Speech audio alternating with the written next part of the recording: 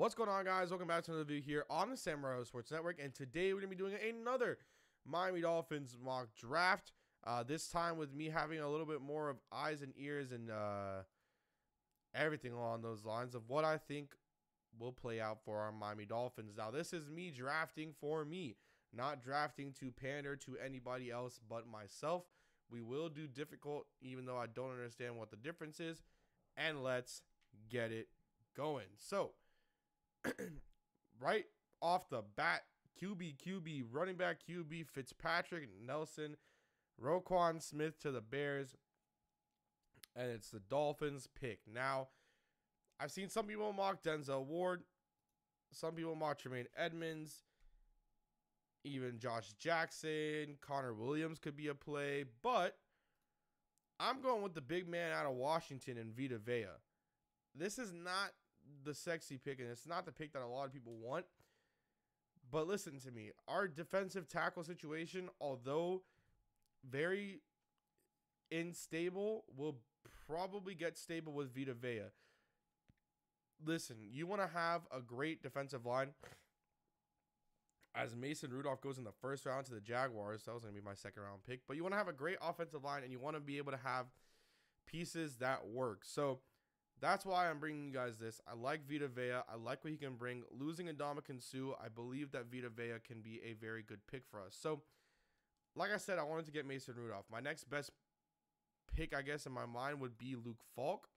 I'm not going to go with Falk, and I'm not going to go into a direction that I don't want to go to. I'm actually going to go with Hayden Hurst out of South Carolina. I really like Hayden Hurst. I'm quickly, because I don't know his actual what's it called, measurements. 6'5", I believe, just like Geiske, or however you say his name, both 6'5". I really like Hayden Hurst. I think he'd be good for the Dolphins.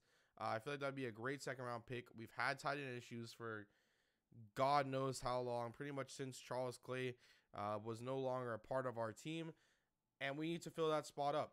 And right there, you have two very valuable picks in V.7. Almost dropped something. V.7 and Hayden Hurst. Think it works out perfectly for us. And even Mike Geiske is still here, so we could have not even drafted that. But from there, you think, okay, what are you going to do? You got some interesting wide receivers on the board. Everyone knows I love Deontay Burnett. And I'm trying to see where my man Antonio Callaway is. Got him undrafted. Jeez. But actually, I'm going to go with running back. And a lot of times I picked Akram Wadley, but I'm going with Nick Chubb. I feel like this is 3 picks of guys who could have probably gone into the first round in previous drafts before. And I think this is a way where the Dolphins fans, at least in the first 3 rounds, are sitting there pretty and mighty high and thinking, all right, you know, we didn't get Baker Mayfield, but you got a good defensive tackle. You got a good tight end. You got a good running back, and both Nick Chubb and Kenyon Drake will be learning behind Frank Gore. Not really behind him, but they'll be learning from Frank Gore. So that's perfect in terms of my mind, because now you have guys who are in place that can learn. V.7, you can have him kind of learn a little bit from Cameron Wake, although he's going to play defensive tackle. Have him learn from William Hayes, who's more of a defensive tackle than a defensive end. Hayden Hurst, maybe go out and bring back Anthony Fasano and have him learn from him. You're bringing up guys that will be able to make a difference, which is what we need. We don't have guys that will make a difference, and I like the way that they've been going so far in the offseason. So from there, I've been wanting to go wide receiver. Braxton Berrios is someone who I thought the Dolphins would have probably drafted, but now I don't see that as a possibility due to the fact that it just doesn't seem possible. One that I really like is Shaquem Griffin, and I'm going to draft him. Although there's a lot of questions, obviously, with him having one hand. In a 4th round pick, this is a very, very safe pick for the Miami Dolphins. You draft Griffin in the early 4th round. Maybe you'll be able to make something work, and you grab him. Next one is a little bit of a doozy for me. I'd like to trade down in this, this scenario, but instead I'm going to draft my QB and go with Kurt Benkert out of Virginia. So naturally, in this scenario, I don't quite like anyone that's really there in a position of need that I have. So I'm going to go with Kurt Benkert. And already I'm very, very, very happy with the draft so far. Maybe not the sexiest draft, maybe not the greatest draft in the eyes of the fans, but this is a draft that for the team makes sense and for the team can work out. So it's something that we'd like to see. Obviously a lot of fans want to see a QB in the first 2 rounds, and they want to see a tight end in the first 2 rounds.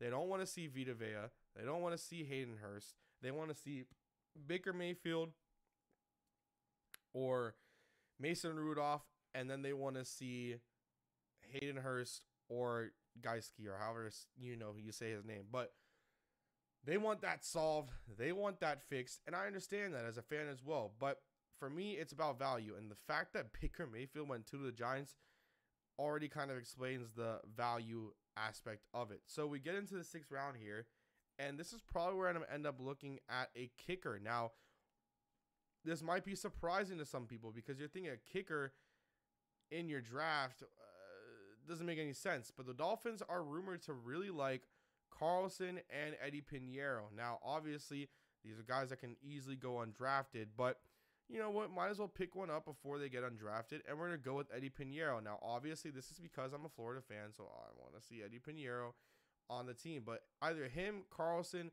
or Michael Badgley, in my personal opinion, would be great picks for the Dolphins. It'd be really nice to see Badgley come back and kind of just continue to play in Miami. But yes, I go with a kicker in the 6th round. What else am I going to do? All right? Don't hate on me. So from there, even though this has him projected undrafted, if I can find him, I'm going to go out and grab Antonio Callaway. 7th round pick and is great value. And before we make the next pick, 7th round pick for Antonio Callaway and his great value. If you can get his, this isn't like where you're putting big money to some guy with a lot of off the field issues. You're putting very low money, very low expectations on a guy in the 7th round who had the upside of being a 1st round pick many years ago before he started to have the issues of the off the field concerns. If you can get Antonio Callaway to get the offseason issues fixed and put together, he's either a great undrafted free agent pickup or a great pickup in the 6th or 7th round. And if he can prove to certain teams that he can get back, he could go as high as a 5th. And that's just because of the talent. I am a Florida Gators fan, but he has very, very, very great talent and could easily be someone to get picked up. This is another scenario where I'd like to trade down, but, you can't in this. So I got to think. What would I go? I'm going to go with someone that I don't know about, and I'm going to go with Coleman Shelton out of Washington. And we're going to search him up. It's our last 7th round pick, our 8th pick of the draft. Let's search up Coleman Shelton out of Washington. He's here. 2013 football roster, offensive lineman, 6'5". This is when he was a freshman. But here you have started 13 games at center, named first team All Pac-12. Also earned that coach's lineman of the game. So it's a good pick. It's not not a great pick. Not a wow pick, but it's still a good pick. It kind of rounds out my draft in a nice way. Even though we have a nice center, Daniel Kilgore, rounds out my draft in a nice way. So let's go through each pick really quick and continue to see why I like the pick. So Vita Vea, I think we need to replace Ndamukong Suh. I think he's the perfect guy to do it. Hayden Hurst, we need a tight end. Although I like Geiske, I like Hurst better. Nick Chubb, very great value at running back in the 3rd round. Shaquem Griffin, one hand, no problem. Man can play linebacker, and God can he tackle. Kurt Benkert in the 4th round, 31st pick of the 4th round, 131st of the entire draft. Played very good against a great defense here in Miami in prime time. Although he is more of a pocket passer, could be an interesting, guy for Adam Gase to have. 6th round, pick 35, Eddie Pinheiro. Look, kicker's not a sexy pick.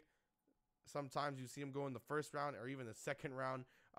This time you see one go in the 6th round, Eddie Pinheiro out of Florida. Round 7, pick number 9, number 227 in the draft, Antonio Callaway, wide receiver out of Florida. Tremendous upside, ceiling and floor probably very, ceiling is very high. Floor right now is probably very low due to the fact of his off-the-field concerns. But if you can get those right, Antonio Callaway can be an impact player at receiver.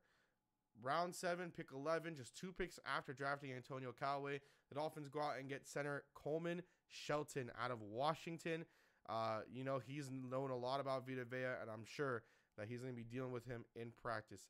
Hope you guys did very much enjoy this video. Make sure you subscribe down below. If you come here from my free agency videos, how's it going?